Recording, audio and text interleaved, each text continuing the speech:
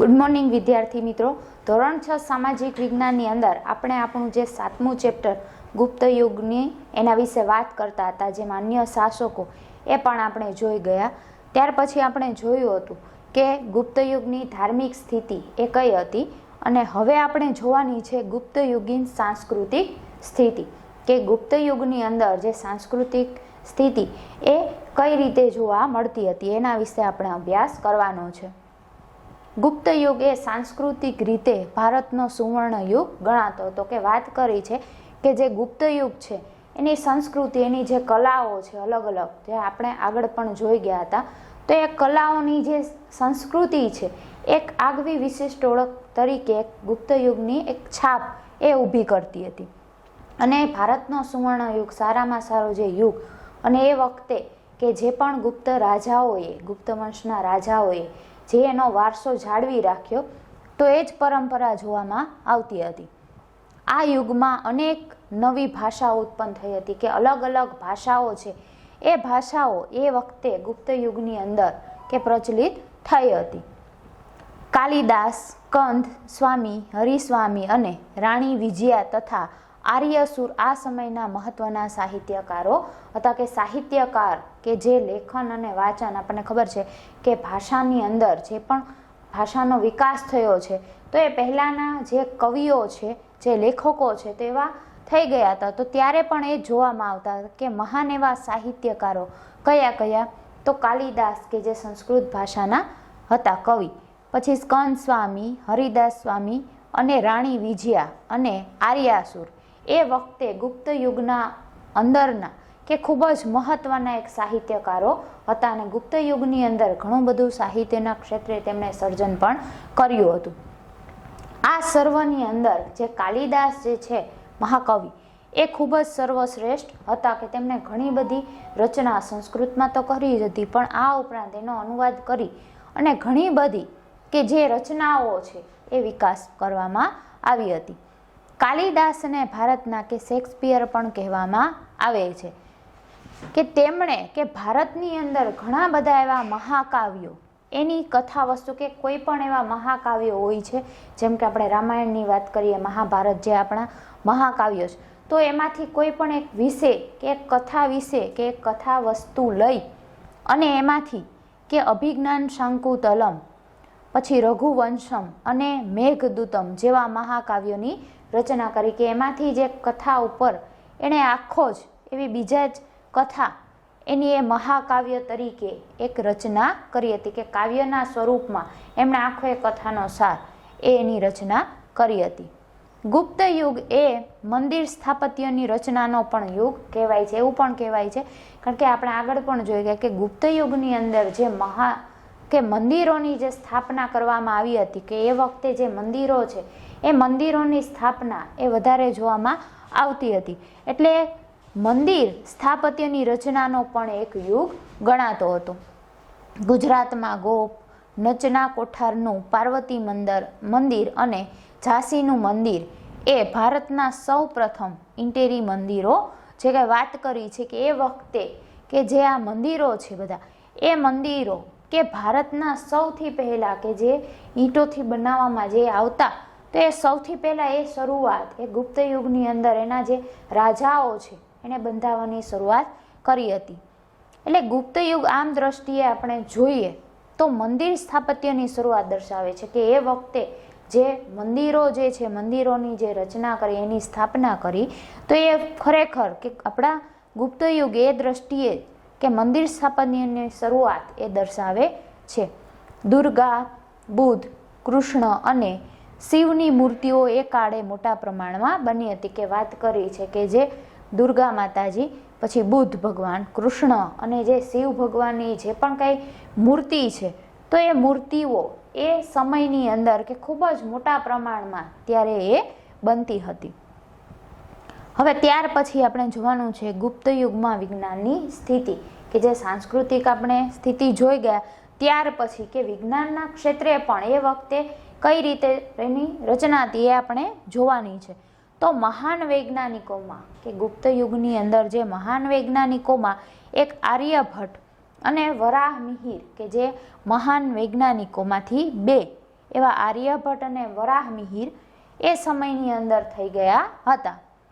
આર્યભટ્ટ એ આપણને ખબર છે કે શૂન્ય અને દશાંશ પદ્ધતિની કે શોધ કરી હતી અને વરાહમિહિરે બૃહદ સંહિતા નામનો કે ખગોળશાસ્ત્રને લગતો મહત્વપૂર્ણ ગ્રંથ લખ્યો. તો વાત કરી છે કે જે આર્યભટ્ટ છે કે શૂન્યમાંથી સર્જન કર્યું અને દશાંશ પદ્ધતિ કે જે આપણે ગણિતની અંદર આવે છે તો એ દશાંશ પદ્ધતિની શોધ એ કોણે, આ તમારે ખાલી જગ્યામાં આવી શકે, વિકલ્પોમાં પણ આવી શકે છે.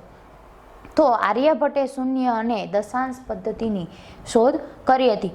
ત્યાર પછી જે વરાહમિહિર એને બૃહદ સંહિતા નામનો કે ખગોળશાસ્ત્રને લગતો આપણને ખબર છે કે આપણે ભણવામાં પણ અલગ અલગ જે આવે છે તો એવા ખગોળશાસ્ત્ર કે જે ભૌગોલિક તો એને લગતો મહત્વપૂર્ણ ગ્રંથ પુસ્તક એ લખ્યું હતું. વાઘભટ્ટે આયુર્વેદ ક્ષેત્રે અષ્ટાંગ હૃદય સંહિતા નામનો મહાન ગ્રંથ લખ્યો. ત્યાર પછી જે આયુર્વેદના પ્રણેતા એવા જે વાઘભટ્ટ એણે આયુર્વેદની અંદર કે અલગ અલગ એવા ઔષધિને જેમાં અષ્ટાંગ હૃદય સંહિતા નામનો મહાન એવો ગ્રંથ કે એવું પુસ્તક લખ્યું હતું. આ પણ પૂછાઈ શકે છે પ્રશ્નોની અંદર. આ કાળે કે સમયની અંદર કે મનુષ્ય અને પ્રાણીઓ માટે વૈદક શાસ્ત્ર વિકસ્યું હતું કે મનુષ્ય અને જે પ્રાણીઓ માટે કે જે ઘરગથ્થુ આપણે કહીએ કે જે ઉપચાર અને જે ઔષધિ તમામ એવી ઔષધિમાંથી જે દવા અને બનાવવામાં આવે છે તો એ મનુષ્યને તો ઉપયોગી છે પણ જે પ્રાણીઓ છે તો પ્રાણીઓ જ્યારે એવા બીમાર પડતા હોય છે તો એને લગતી પણ કે પ્રાણીઓ અને મનુષ્ય માટે થઈને કે એક વૈદનું શાસ્ત્ર એ વિકસ્યું હતું. કોના લીધે? તો આયુર્વેદના એવા વાઘભટ્ટના લીધે. ત્યાર પછી હાથી ઘોડાની દવાઓ પણ શોધાઈ હતી કે હાથી અને ઘોડાઓને કે આપણને ખબર છે કે એ વખતે જે રાજાઓ છે તો એ યુદ્ધમાં કે હથિયાર શસ્ત્રોનો તો ઉપયોગ કરતા જ હતા પણ જે હાથી ઘોડા કે જે એનો પણ ઉપયોગ તો એમાં જે યુદ્ધની અંદર હાથી અને ઘોડાઓ જે ઘવાતા યુદ્ધની અંદર તો એના માટે થઈને પણ કે હાથી અને ઘોડાની ખાસ દવા એ પણ એ વખતે શોધાઈ હતી. રાસાયણિક શાસ્ત્રનો પણ ખાસો વિકાસ થયો હતો. તેનું સર્વશ્રેષ્ઠ ઉદાહરણ દિલ્હી પાસે આવેલો મહેરેલીનો લોહ સ્તંભ છે કે જે હજી સુધી કાટ લાગ્યો નથી. કે એ વખતે વાત કરી છે કે જે રસાયણ શાસ્ત્ર એનો પણ ખૂબ જ સારો એવો વિકાસ થયો હતો કે તેનું સર્વમાં સર્વશ્રેષ્ઠ ઉદાહરણ જો આપણે જોઈએ તો જે દિલ્હી પાસે મહેરોલી આપણે આગળ ચિત્રની અંદર પણ જે સ્તંભ એક થાંભલો જોઈ ગયા હતા કે જે દિલ્હીની અંદર કે દિલ્હી પાસે આવેલો મહેરોલીનો લોહ સ્તંભ છે કે જેને હજી સુધી એવો ને એવો જ છે, ક્યાંય પણ એને કોઈ જાતનો કાટ એ લાગ્યો નથી. આમ દરેક શાસ્ત્ર એ વખતે પણ કે વિજ્ઞાનની સ્થિતિને આપણે જાણીએ તો એ વખતે ગુપ્ત યુગની અંદર પણ આ બધી જ જે તમામ સિદ્ધિ એ જોવા મળતી હતી. હવે ગુપ્ત વંશ આપણે જોઈ ગયા. ત્યાર પછી છે સમ્રાટ હર્ષવર્ધન એટલે કે રાજા હર્ષવર્ધન. તો ગુપ્ત યુગનું આપણને ખબર છે કે ગુપ્ત યુગની જ્યારે શરૂઆત કરી ચંદ્રગુપ્ત પ્રથમથી લઈ અને સમુદ્રગુપ્ત પછી કેટલાક એવા નબળા કે નિર્બળ એવા રાજાઓ આવ્યા કે જેણે પોતાની જે ગુપ્ત વંશની સત્તા ઉપર અને હુણો કે જે હુણો જાતિના જે રાજાઓ હતા એને હાર આપી અને તેથી શું થયું તો ગુપ્ત યુગ જે આખું એનું પતન થયું, અંત આવ્યો. ત્યાર પછી ગુપ્ત યુગ પછી કે જે પણ જૂના આપણે જોઈએ તો પ્રાચીન સમયની અંદર કે જે બીજા એવા ઘણા બધા રાજાઓ આવ્યા અને એના પછી કે આપણા ભારત ઉપર ઘણું બધું એમણે શાસન ચલાવ્યું. તો એવા જ ભારતના મહત્વપૂર્ણ જે અમુક રાજ્યની અંદર જેમાંના એક આપણે જોઈએ તો સમ્રાટ હર્ષવર્ધન એનું રાજ્ય પણ ગુપ્ત યુગ પછીનું કે ખૂબ જ સારું એવું રાજ્ય ગણાય છે. તેઓ થાણેશ્વરના પુષ્યભૂતિ વંશના હતા. કોણ?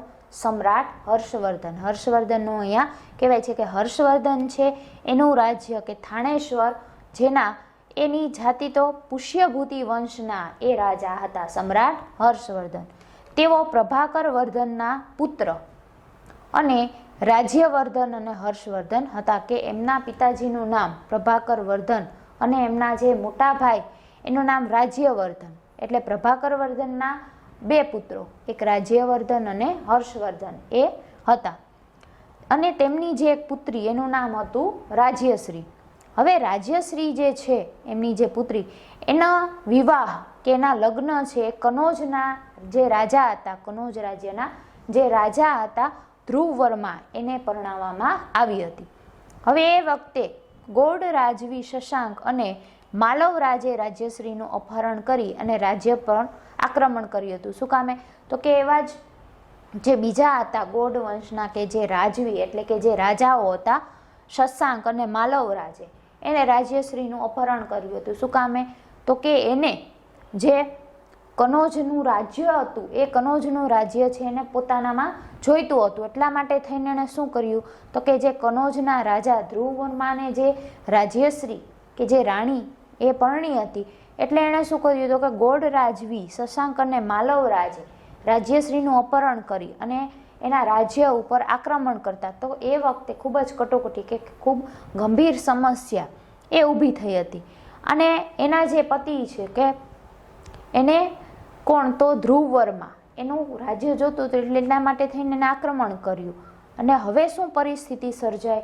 તો કે એણે એના જે બંને ભાઈઓ કયા? પ્રભાકર વર્ધનના પુત્ર રાજ્યવર્ધન અને હર્ષવર્ધન એટલે એણે મદદ માંગી હતી કનોજના રાજા. એના કનોજના જે રાજ્ય છે અને પોતાની બહેનને બચાવવા માટે થઈને કે જે એનો ભાઈ રાજ્યવર્ધન એનું મૃત્યુ થયું. કેવી રીતે? તો પોતાની બહેન રાજ્યશ્રીને બચાવવા અને જે કનોજનું રાજ્ય છે એ પાછું મેળવવા માટે થઈને કે બચાવવા જતા પોતાની બહેનને બચાવવા જતા રાજ્યશ્રીને બચાવવા જતા તો કે રાજ્યવર્ધનનું મૃત્યુ થયું હતું. આમ હવે એક જ પ્રભાકર વર્ધનના પુત્ર રહ્યા હતા. કયા? તો સમ્રાટ હર્ષવર્ધન. હવે આવી કટોકટી ભરી પરિસ્થિતિમાં કે ઈસવીસન 606માં સમ્રાટ હર્ષે રાજ્યારોહણ કર્યું. એટલે કે સમ્રાટ હર્ષવર્ધન છે પોતાના જે ભાઈ કે મોટા ભાઈ હતા એનું મૃત્યુ થયું. અને આમ કટોકટીમાં ઈસવીસન 606માં સમ્રાટ હર્ષવર્ધને રાજ્યારોહણ કર્યું. એટલે કે પોતાની રાજગાદી ઉપર એ સમ્રાટ બનીને આવ્યા. તેમણે રાજ્યશ્રીને બચાવ્યા. એટલે એમને પોતાની બહેન રાજ્યશ્રીને બચાવ્યા અને કનોજનું જે રાજ્ય છે એ પણ એમણે બચાવી લીધું. કારણ કે હર્ષવર્ધન છે એટલા પોતે એ બહાદુર હતા, પરાક્રમી હતા. એટલું જ નહીં પણ રાજ્યશ્રીનું રાજ્ય એટલે જે કનોજ અને થાણેશ્વર એમ બંને રાજ્યો ઉપર પોતાનું યોગ્ય શાસન શરૂ કર્યું. કે પોતાનું રાજ્ય તો હતું જ કે જેના ઉપર એ રાજગાદી ઉપર પોતે સમ્રાટ બનીને આવ્યા હતા, થાણેશ્વરનું રાજ્ય. પણ આ ઉપરાંત જે એની બહેનનું રાજ્ય હતું કનોજ એનું પણ એણે યોગ્ય રીતે રક્ષણ કર્યું અને એના ઉપર પણ એણે શાસન કર્યું હતું. હર્ષવર્ધન પ્રાચીન ભારતના છેલ્લા મહાન સમ્રાટ હતા. કે હવે એવું પણ કહેવાય છે કે જે હર્ષવર્ધન રાજા છે એ જૂનામાં જૂના કે પ્રાચીન સમયની અંદર કે છેલ્લા અને એવા બહાદુરીપૂર્વકના કે મહાન સમ્રાટ હતા.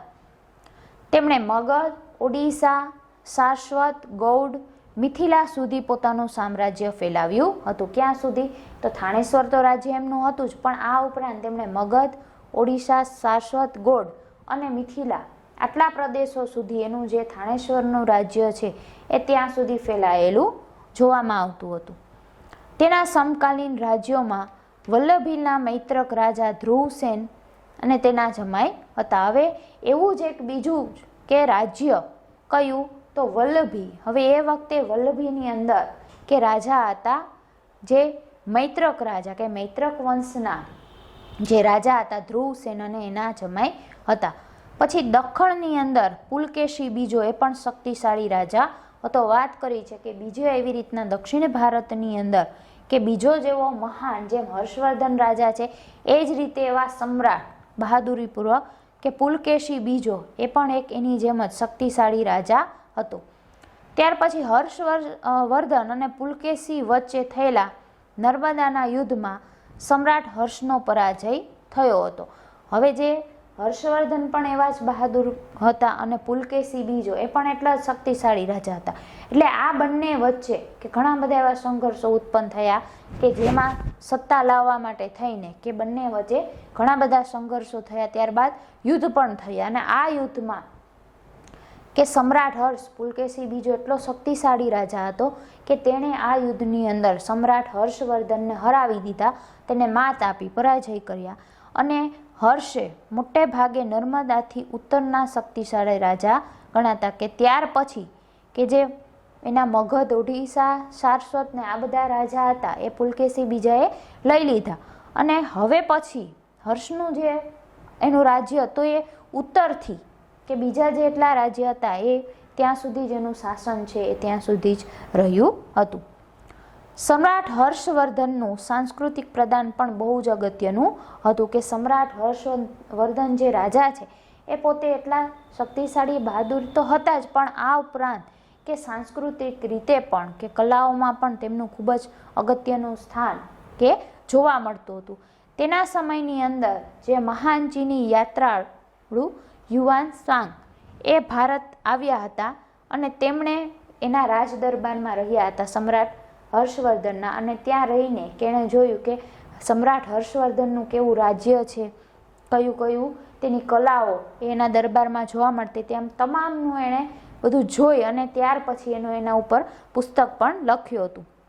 આ ઉપરાંત જે સમ્રાટ હર્ષવર્ધન છે એ શિવ ભક્ત હતા, એવું પણ કહેવાય છે કે શિવને બહુ જ માનતા હતા, અને પછીથી બૌદ્ધ ધર્મના અંદર પણ મહાન અનુયાયી બન્યા, કે ત્યાર પછી કે જે બૌદ્ધ ધર્મ છે એની અંદર પણ એક પોતે એક મહાન એવા એ અનુયાયી કે જેલા બન્યા હતા.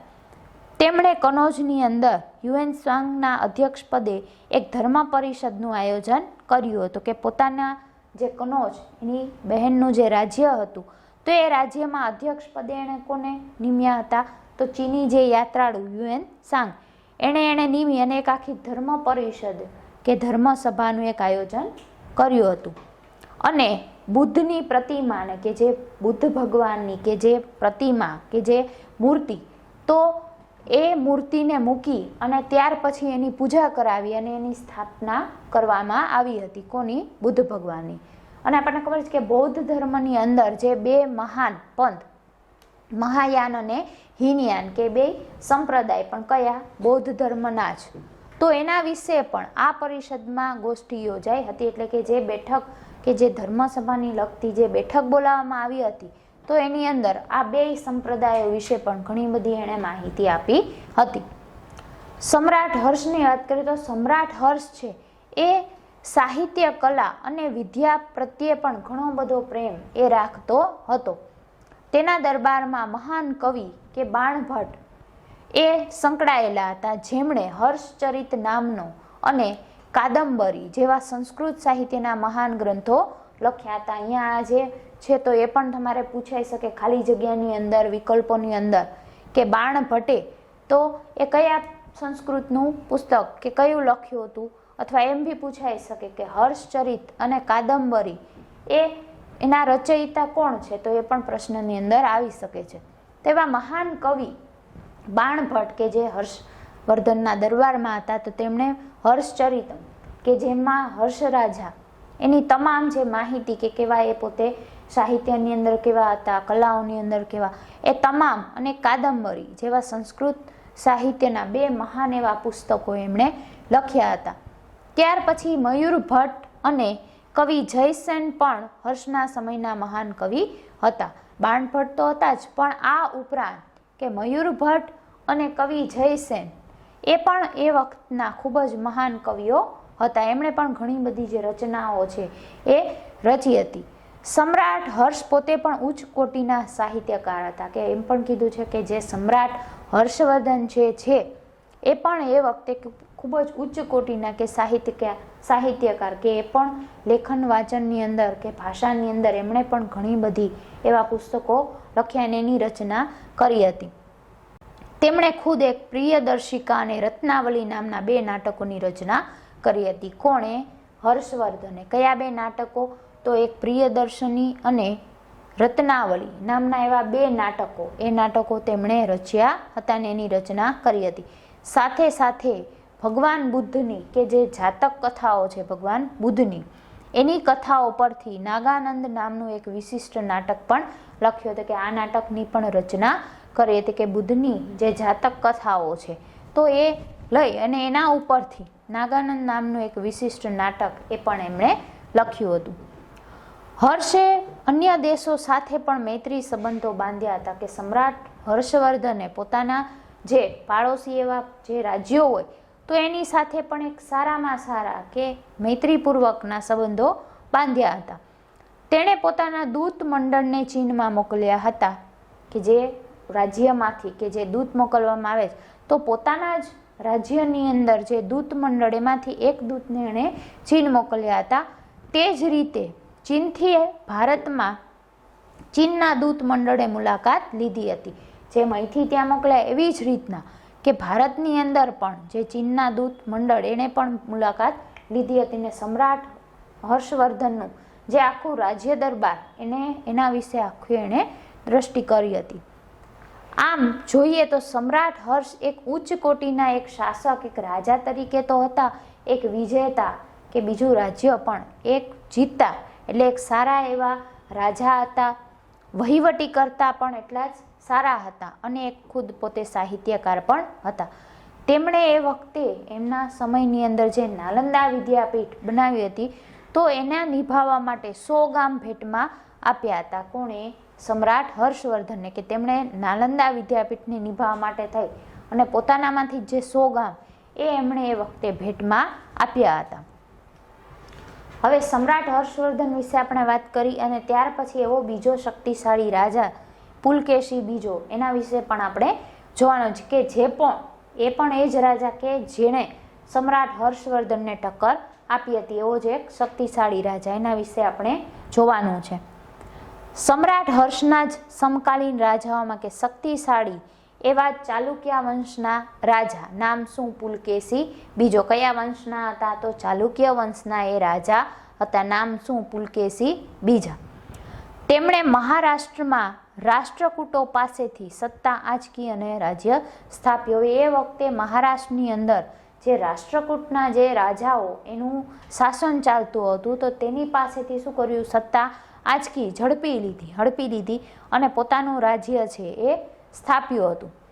પુલકેશી બીજાએ 40 વર્ષ જેટલા લાંબા સમય સુધી શાસન કર્યું હતું. તે પણ એક મહાન પરાક્રમી તો હતા એટલે તેણે પણ પોતાના રાજ્યમાં કે 40 વર્ષ સુધી લાંબા સમય સુધી એણે શાસન કર્યું હતું.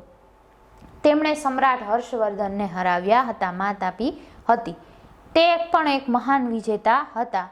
તેણે દક્ષિણ ભારતના કેટલાક જે રાજ્યો હતા જેમાં કદંબો, માહેશ્વરના ગંગો, કોંકણના મૌર્યને હરાવી અને દક્ષિણ પથના સ્વામીનું બિરુદ પ્રાપ્ત કર્યું હતું. શું કામે? તો કે દક્ષિણ ભારતના જે મોટા જે રાજ્યો હતા એ રાજ્યોની અંદર રાજાઓને હરાવી અને એ પોતાનામાં જ રાજ્યો લઈ લીધા હતા. એટલે એ એવું કહેવાય છે કે દક્ષિણ પથના એક સ્વામી એનું એણે બિરુદ ધારણ કર્યું હતું. ત્યાર પછી લાટ, માલવ અને ગુર્જરોને પણ તેણે હલાવ્યા હતા કે લાટ જાતિના માલવ અને જે ગુર્જરો હતા તેવા રાજ્યોને તેણે હરાવ્યા. ત્યાર પછી કર્ણાટક, મહારાષ્ટ્ર અને કોંકણ એ સમગ્ર વિસ્તારનો તે સ્વામી હતો કે મહારાષ્ટ્ર, કર્ણાટક અને કોંકણ જેટલા વિસ્તાર એમાં જેટલા પણ રાજ્યો હતા એ તમામ રાજ્યોને એણે પોતાના રાજ્યની અંદર સમાવેશ કર્યા હતા. એટલે એક સ્વામી તરીકે ઓળખાતા હતા.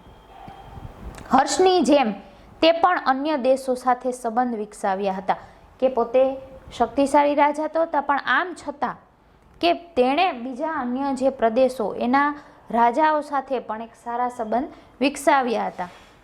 તેણે ઈરાનમાં પોતાના એક રાજદૂતને મોકલ્યો હતો અને ઈરાનના શહેનશાહ ખુશરો બીજા તેનો મિત્ર હતા કે પોતાના રાજ્યની અંદર તેમણે દૂતને મોકલ્યો હતો. ક્યાં? ઈરાન. અને ઈરાનના એ વખતે જે શહેનશાહ એટલે કે રાજા ગણાય તો એવા શહેનશાહ નામ એનું શું? ખુશરો બીજા.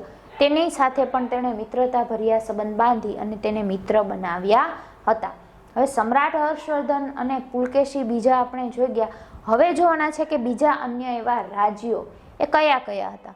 તો એ વખતે ગુપ્ત વંશના રાજ્ય પછી એ વખતે જો કોઈ બીજા એવા અન્ય રાજ્યો હોય તો એ અન્ય રાજ્યોની આપણે વાત કરીએ તો એ વખતે કાંચીના પલ્લવો કે પલ્લવ રાજા, ત્યાર પછી રાજસ્થાનના ગુર્જર પ્રતિહારો કહેવાતા, વલ્લભીના મૈત્રક વંશ, ત્યાર પછી દક્ષિણ ગુજરાતની અંદર ગુર્જરો, કાશ્મીરમાં કર્કોટકો, આ બધા જાતિ છે વગેરેનો સમાવેશ થાય છે કે એવા રાજ્યો હતા જેમાં કાંચીના પલ્લવો છે એ એવું પણ ગણાય છે કે સ્થાપત્ય અને કલાને લીધે આ જે રાજાઓ છે એ પોતાના રાજ્યની અંદર કલાઓ અને સ્થાપત્યને લીધે બાંધકામ તો એની શૈલીને લીધે કે પ્રખ્યાત થયેલા જોવા મળતા હતા. તો એ સ્થાપત્યની અંદર તેમણે બ્રહ્મા વિષ્ણુ અને મહેશની કે બ્રહ્મા વિષ્ણુ અને મહેશ એટલે કે શંકર ભગવાન એની અનેક એવી મૂર્તિઓ પછી શિલાઓમાં કંડાળી અને તેમાં મંદિરો કે બંધાવ્યા હતા. મહાબલીપુરમના સમુદ્ર તટે રથ મંદિરો બંધાવનારા પલ્લવો કે રથ મંદિરની બંધાવવાની જે શરૂઆત એ કોણે કરી હતી તો એ વખતે પલ્લવ વંશના રાજાઓ એ વખતે જે રથ મંદિરો બનાવતા હતા ને જેમાંથી મહાબલીપુરમનું કે જે રથ મંદિર છે ખૂબ જ પ્રખ્યાત છે તો એ બાંધનાર હોય તો એ પલ્લવ વંશના રાજાઓ હતો. ભારતની સાંસ્કૃતિક સમૃદ્ધિમાં આવા મંદિરો બનાવી અને ખૂબ જ તેમણે વધારો કર્યો છે. ત્યાર પછી કાંજીવરમમાં તેમણે બંધાવેલું કૈલાશનાથ મંદિર એ પણ એ સમયનું કે સૌથી શ્રેષ્ઠ મંદિર ગણાવી શકાય. એટલે આમ સ્થાપત્ય અને કલાની દ્રષ્ટિએ પલ્લવ વંશના જે રાજાઓ છે એની પણ ગણના કરવામાં આવતી હતી.